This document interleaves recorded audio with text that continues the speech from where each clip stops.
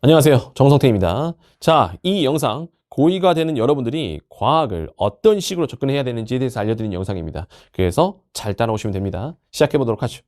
자, 여러분들이 고1 때 통합과학을 했어요. 통합과학은 물화생지를 이제 같은 하나에서 이제 우리가 배운 거잖아요.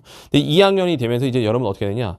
물리 따로, 화학 따로, 생명 따로, 지구과학 따로 이렇게 배우게 됩니다. 그리고 각각의 과목에서 또 찢어지게 되는 거죠.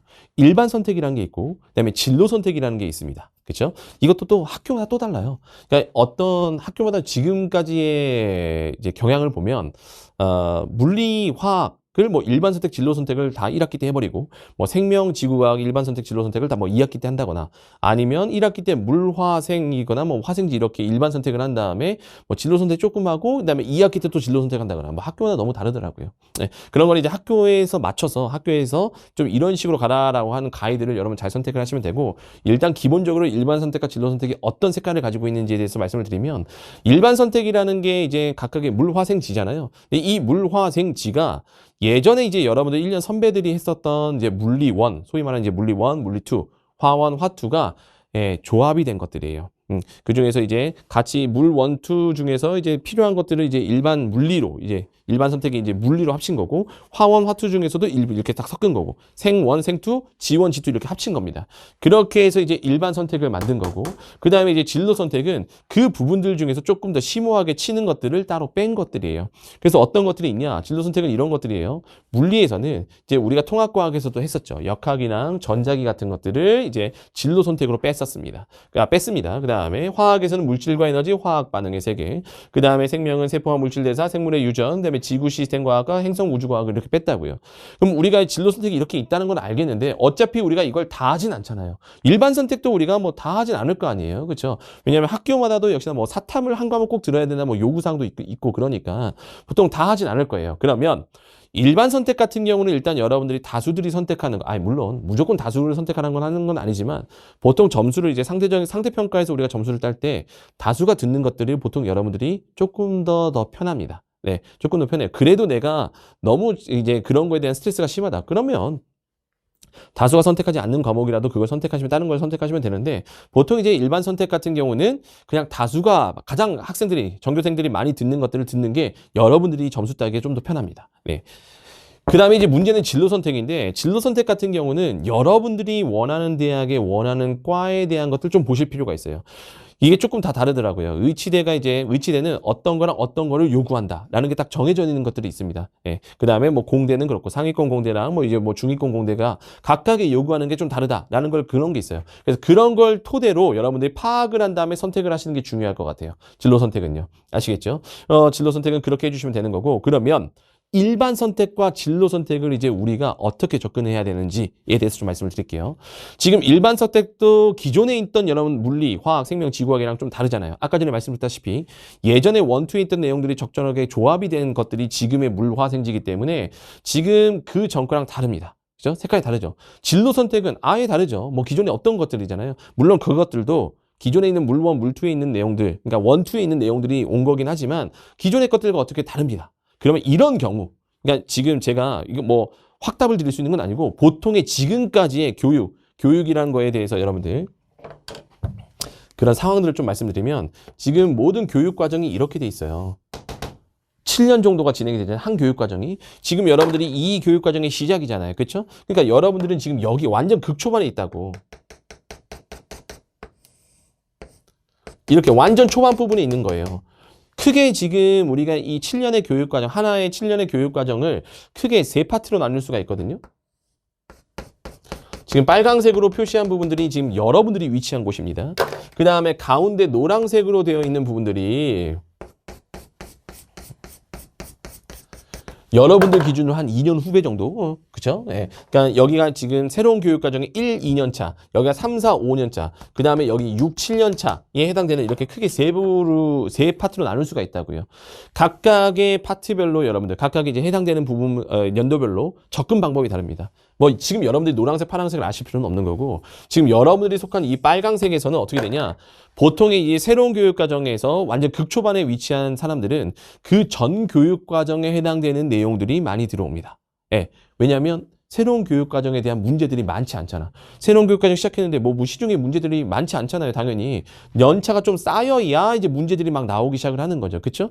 그러면 여기에 해당되는 문제들은 항상 그 전 교육과정에서 마지막 부분에 해당되는 문제들이 뭐 많이 나오게 돼요.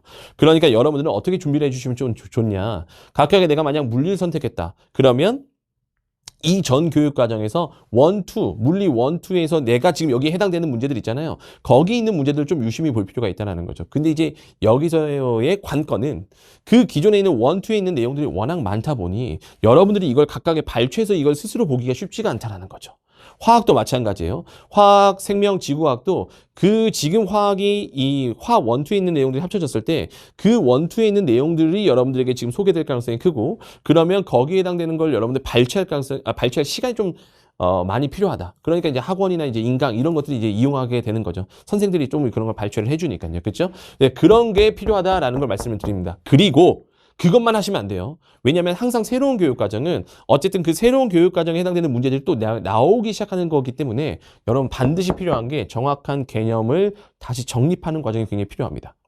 굉장히 필요해요. 우리가 이제 역학했잖아요. 그렇죠? 역학과 물리면 역학과 에너지, 전자기하, 양자 뭐 이렇게 하는데 이거에 대한 부분들이 분명히 그 전 교육과정에 해당되는 문제들이 올 거예요. 오지만 분명히 여기에 해당되는 여러분들 이론적인 문제를 무조건 물어봅니다. 화학도 마찬가지예요. 화학도 마찬가지고 생명, 지구가 다 마찬가지입니다. 무조건 전 교육과정에 해당되는 문제만 풀면 내가 끝났다라고 생각하시면 안 된다는 걸 말씀드리는 거예요. 개념을 통해서 그 새로운 교육과정에서 해당되는 선생님들, 학교 선생님들 문제를 낼 때 그것들에 대한 걸 여러분들이 스스로 해결하려면 굉장히 정확한 개념의 정립이 필요하다고요. 그러면 그걸 하기 위해서 뭘 해야 되겠어요?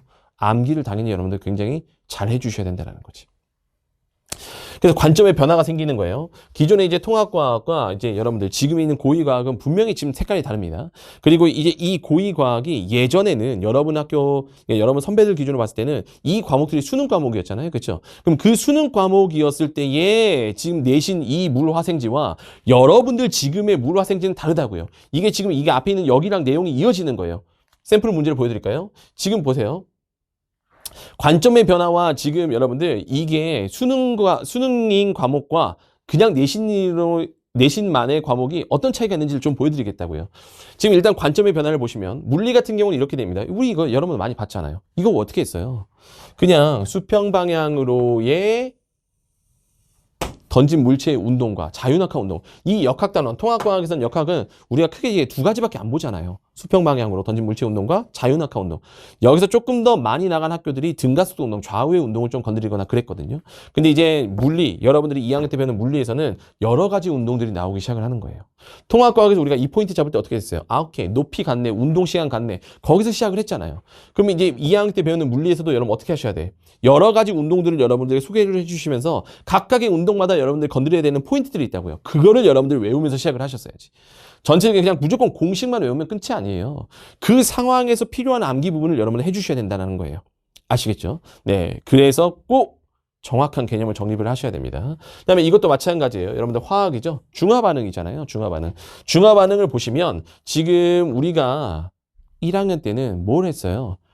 이것도 역시 학교마다 조금씩 다릅니다만 온도, 중화점을 찾으면 그 온도, 중화점에 해당되는 여러분들 그 부피를 보시고 그 부피에서 우리가 농도비를 계산한 다음에 개수를 구해서 중화반응시키는 문제를 했잖아요. 근데 그런 문제가 이제 2학년 때의 이제 이 중화반응에서는 훨씬 더 딥해지죠. 뭐냐? 일단 여러분들 파악해야 될 것들이 굉장히 많아집니다. 지금 HCl 10ml에다가 뭘 넣어주고 있어요? NaOH와 KOH를 넣어주고 그런 상황에서 단위 부피당 X이온수가 감소했다. 그러면 지금 여기에 등장하는 이온들이 H+, Cl-, Na+, OH-, K+잖아. 그럼 여기 중에서 이런 그래프의 개형을 보여주는 애가 어떤 이온이냐라는 걸 일단 파악을 해야 되고 그 다음에 우리가 이제 통합과학에서는 보통 중화 반응을 할 때 증가하는 부피에 대해서 고려하는 문제들은 많이 나오지 않았습니다. 물론 그걸 물어보는 학교들도 있는데 많은 학교들이 그런 걸 물어보지는 않았다고요. 고려하는 문제들이 안 나왔다고. 근데 지금 여기 보시면 어떻게 돼요? 단위 부피당 양이온의 모형이라는 게 무슨 말이냐? 지금 우리에게 지금 물어보는 시점이 3개입니다. 여기 A, B인데 여기서의 토탈 부피가 달라요. 여기서는 10mm고요. 여기는요. 토탈 부피가 30mm고 여긴 토탈 부피가 지금 60mm잖아요. 그러면 이 단위 부피당 양이온이라는 걸 이거를 10mm, 30mm, 60mm라는 걸 그러니까 하나의 부피를 합친다는 건 아니고 이게 지금 같은 부피일 때 거기 안에 들어있는 양이온이 몇 개냐라는 걸 지금 여러분들에게 알려주는 거라고요. 아시겠죠? 그러면 여기서 이제 우리가 알자 이온과 구경꾼 이온이 구분이 되잖아. 그럼 구경꾼 이온 같은 경우는 부피가 아무리 증가해도 여러분 반응하지 않는다. 수가 변하지 않는다는 걸 알고 계시는 거고 알자 이온은 여러분들 수가 변하는 걸 알고 있는 거잖아요. 그런 거에서 포인트를 맞춰서 쭉 하셔야 된다고요. 그러면 여러분들이 뭘 하셔야 되냐? 이런 어쨌든 자료에서 지금 이런 문제보다 훨씬 딥한 이런 자료에서 문제를 하려면 정확하게 이제 알자 이온의 파악과 구경꾼 이온의 파악 그리고 걔네들이 시간이 지나면서 어떻게 변하는지 단위 부피라는 것도 여러분들 내용을 아셔야지만 풀 수 있는 거잖아요. 그렇죠? 그렇게 하기 위해서는 당연히 이거와 관련된 이 전에 또 다른 그런 문제들 수능에서 나왔던 문제들도 풀어볼 필요가 있지만 굉장히 이론을 잘 정립을 하셔야 된다고. 생명과학도 마찬가지예요. 이제 여러분들 이거 많이 배웠던 거잖아요. 그렇죠? 3턴 문제잖아요. 보통 이렇게 그림으로 많이 주죠. 통합과학에서는. 그렇죠? 그러면서 이 동물세포에서 등장액이냐 고장액이냐 저장액이냐 이런 상황을 주면서 이 상황을 해석하라는 문제들이 주는데 보통 이제 2학년 때 배우는 생명에서는 이 3투합 문제가 동물세포가 안 나온다는 건 아니면 보통 식물세포를 많이 물어봅니다. 그 이유가 이 그래프를 활용할 수 있기 때문에 그래요. 그러니까 여기서 이제 또 공식이 하나 나오죠. 뭐 삼투압이라는 거는 흡수력 더하기 팽합이다라는 공식이 있어요. 그 공식을 이 그래프랑 같이 여러분들이 이 상황을 해석할 수 있냐라는 걸 물어보는 거예요. 근데 똑같아요. 결국은 들어오는 물이 많고, 그러니까 나가는 물보다 들어오는 물이 많으면 부피가 커진다. 우리가 이걸 그림으로 통합과학 때 배웠다면 이걸 이제 이렇게 숫자로 주는 거예요. 숫자로 주면서 우리가 알고 있는 그 공식, 제가 방금 전에 말씀드렸던 공식과 그래프를 해석해서 여러분 쭉 해나가라는 거죠. 그렇죠? 딥하죠. 예. 그 다음에 이것도 엘니뇨 평상시 이것도 우리가 이거 했던 거잖아요. 통합과학에. 대기순환. 우리가 보통 통합과학에서는 이 대기순환의 그림을 보고 평상시냐 엘니뇨냐 구분하거나 혹은 또 어떻게 돼요? 수온, 동태평양, 서태평양에 대한 수온과 기압에 대한 데이터를 주고 어떤 상황이 엘니뇨고 어떤 상황이 평상시냐라는 걸 구분하면서 이제 우리가 시작을 하는 거죠. 근데 그런 걸 어떻게 돼요? 이런 식으로 조금 더 훨씬 더 여러분들 이 그림 자체 훨씬 더 복잡한 그림들을 주면서 각각의 여러분들 상황을 해석하고 엘니뇨냐 평상시냐 그걸 여러분들 하면 되는 문제로 나온다고. 근데 여러분들도 아시겠지만 이런 문제는 통합과학 때도 이런 그림을 여러분들 이미 많은 학교들에서 노출을 시킵니다. 예, 그런 것들도 여러분들이 있다라는 거. 그러니까 훨씬 더 자료 해석 문제가 많아진다라는 거예요. 그러니까 결국 근데 이 자료 해석을 하기 위해서는 어떻게 돼? 역시나 암기. 그러니까 다 암기로 여러분들 귀결이 되는 거예요. 왜냐하면 지금 여러분들이 암기만 하시면 안 되는데 암기를 잘 해야지 풀 수 있는 문제들이 많아진다고요. 그 이유가 여러분들이 이 교육 과정에서 초창기에 있기 때문에 그렇다는 거예요. 초창기에. 오케이?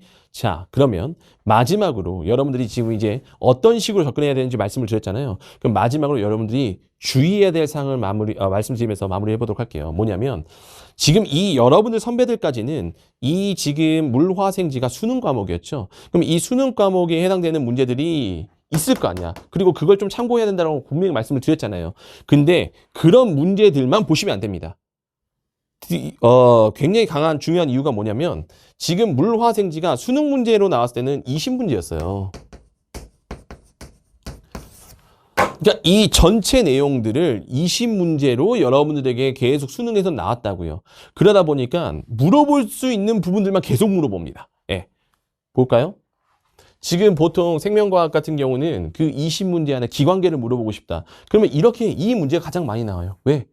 20문제 중에서 하나 정도를 이제 기관계 문제를 물어보고 싶은데 그러려면 각각의 뭐 호흡계라든가 소화계라든가 순환계, 배설계를 각각을 물어보면 20문제에서 한 4, 5문제가 기관계로만 채워져. 변별이 안 되죠. 왜냐하면 기관계는 크게 어려운 단어들이 아니니까. 그러니까 이 수능이라는 환경에서는 어쩔 수 없이 이 기관계를 물어보고 싶다? 그러면 다 합친 문제들. 합쳐가지고 조금 더 이제 좀 더 디테일하게 구분해가지고 그걸 구분하는 문제들이 나온다고요. 한 문제 정도로. 그렇죠? 근데 이게 내신으로 오게 되면 어떻게 되냐? 내신으로 오게 되면 훨씬 더 디테일해지죠. 훨씬 더. 폐포의 구조 나왔네요. 이거 여러분들 호흡계예요. 호흡계에서의 여러분들 제가 물어볼 수 있는 게 너무 많아진다라는 거예요. 그죠? 산소의 이동, 뭐 이산화탄소의 이동할 때 여러분들 드는 에너지와 뭐 그런 것들, 확산이냐, 뭐 이제 또 이제 포도당이나 여러 가지들이 뭐 능동수송이냐, 뭐 이런 것 여러 가지 것들을 더 딥하게 물어볼 수가 있다고요. 그러니까 접근 방법이 다르다는 거야. 무조건 예전에 배웠던 수능에서 나왔던 문제들만 풀면 여러분들은 이런 문제밖에 접하지 못합니다. 근데 이제 우리가 새로 바뀌는 이 계정에서는 어차피 여기가 내신 과목이잖아요. 내신 과목. 이걸 너무 수능처럼만 공부하면 이런 문제 다 틀립니다. 못 풀어요. 디테일한 암기가 필요하다고요. 그리고 그 디테일한 암기를 내가 확인할 수 있는 문제들을 많이 풀어봐야 된다는 거예요. 아시겠죠? 그 다음에 이것도 마찬가지예요. 보통 이제 생명과학에서도 역시나 여러분들 이거를 구분하기 위해서 변별을 하기 위해서 이 자전 파트와 유전 파트를 굉장히 많이 건듭니다. 이거 딱 봐도 여러분 시간 굉장히 오래 걸리는 문제예요. 자전 파트는 수능에서 이거 나옵니다. 이거 나와요. 그렇죠? 근데 이런 문제가 내신에서 안 나온다는 게 아닙니다. 나와요. 기관계도 이런 문제 내신에서 나올 수가 있죠. 나올 수 있죠, 당연히. 이것도 내신 문제 나올 수 있어요, 당연히. 지금 여러분들 고3 됐던 선배들도 고2 내신 때 이런 문제 엄청 풉니다. 중요한 거는 내신이란 게 어쨌든 수능이라는 건 전체 과목을 20문제를 한 번에 시험에 보는 거고 우리는 이 물화생지를 어떻게 돼요? 전체 단원을 두 번의 시험에 걸쳐서 보는 거잖아요. 그렇죠? 두 번의 시험에서 걸쳐다 보고 문항수도 훨씬 더 30문제 내외가 되니까 훨씬 더 많은 걸 딥하게 물어볼 수가 있다고요. 그러니까 이런 메커니즘적인 것들도 훨씬 더 많이 물어볼 수가 있다는 겁니다. 그냥 단순하게 어렵게 계산하는 것도 나올 수 있지만 이런 과정이나 이론적인 걸 물어보는 문제가 많이 나올 수가 있다고요. 그런 걸 대비하셔야 된다는 걸 말씀을 드리는 겁니다. 높아심의 말씀을 드리는 거예요. 이게 지금 내신 과목으로 바뀌었으니까 이런 말씀을 드리는 겁니다. 예, 지금 생명과학만 샘플로 가져왔지만 물, 화, 지도 마찬가지예요. 예, 너무 여러분들이 이 전 교육과정 직전께 많이 나온다라고 해서 그런 문제들만 풀면 여러분 굉장히 위험해집니다. 내신 과목. 아시겠죠? 어차피 지금 여러분들 이 계정부터는 여러분들이 내신 어차피 끝까지 가져가셔야 되는 거잖아요. 그렇죠? 끝까지 가셔야 되니까 이런 부분을 놓치지 않으셨으면 좋겠다라는 걸 말씀을 드리는 겁니다. 아시겠죠? 그러면 제가 앞에서부터 쭉 말씀드린 내용들 여러분들 잘 상기시키시고 잘 기억하시고 상기시키시면서 여러분들 공부하시면 될 것 같아요. 오케이? 좋습니다. 영상 여기서 마무리하죠.